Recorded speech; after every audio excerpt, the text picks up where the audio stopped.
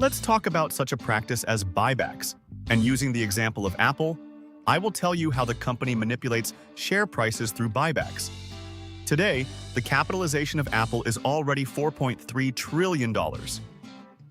And over the past 10 years, the price of the company's shares has increased 10 times. At the same time, if we look at the company's financial results such as revenue or profit, they are growing much more slowly. For example, if we talk about profit, then compared to 2015, it has grown only twice, from $53 billion to $112 billion last year. And I do not argue with the fact that the company itself is good and makes money. However, why is the share price growing faster than profit? In fact, not only investors are to blame for the growth of the company's share prices. Apple is accelerating the price of its shares through buybacks. In essence, this is the opposite procedure to an additional issue of shares, where a company sells them on the stock exchange and raises financing. Because a buyback is a procedure when the company buys back its shares, thus removing them from circulation and reducing their number on the stock exchange. In general, buybacks are a fairly old practice. As a rule, they were previously used only in the case of very low share prices to increase them so that the company would not become an easy target for a hostile takeover. And this was a signal that the owner believed in his company and therefore there was no reason to panic. But now it's different. Now buybacks are used because the company has excess cash. And when a company does a buyback, then in this case the economic law of supply and demand works. This law says that if demand exceeds supply, the price increases, and vice versa. In the situation with shares, when a company carries out a buyback, then, in addition to demand from investors, it creates additional demand for the share, because the company itself is a buyer. Because it buys these shares on the market, and thus creates additional demand. Plus, when a company makes an additional issue, it increases the supply of shares, which can lead to a drop in price. And with a buyback, on the contrary, the company reduces the supply, which can lead to an increase in price.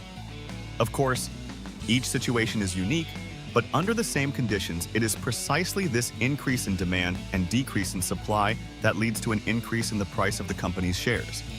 To demonstrate the scale of buybacks at Apple, I will give a few figures. In 2015, there were 23 billion shares in free circulation. Now there are only 15 billion. That is, over the past 10 years, the company has bought back almost 8 billion of its shares through a buyback, or almost a third of its shares. Of course, if more than a third of all shares were withdrawn from circulation, this will definitely affect the price. Also, in addition to the direct impact of the buyback on the share price, there is also an indirect one. The growth of earnings per share is reflected in various ratios. For example, one of the most popular is PE, which can be calculated by dividing the share price by earnings per share. We know the share price because we see it on stock quotes. And earnings per share is the total amount of the company's profit divided by the number of shares. So now for Apple shares, this ratio is 35. And this is a fairly high indicator, which shows that the share is overvalued. However, in reality, this is an underestimate because when a company buys back shares, it thus increases the profit for each individual share. And if the company did not engage in buybacks and 23 billion shares remained in circulation, then we would get earnings per share not $6, but only $4. But the PE ratio would now be as high as 60. These are the methods companies are currently using to increase the prices of their shares. Why do they do this? Company directors, instead of a salary, receive stock options. The essence of this option is that the manager has the right to buy the company's shares at a predetermined price, even if the price on the stock exchange is different. And if the price on the stock exchange is higher, the employee can exercise his option by buying the shares cheaper than they are on the market, and then immediately sell them and receive real money. The reason for issuing options is very simple. If the company grows and develops, then its shares also grow. Thus, the option creates a personal interest of the manager in the effective work of the company. Plus, such an option reduces the cost of remuneration of top management. Why should the company pay millions of dollars to the manager if the market pays him instead of the company? And by receiving such an option, the director is directly motivated by the growth of the shares.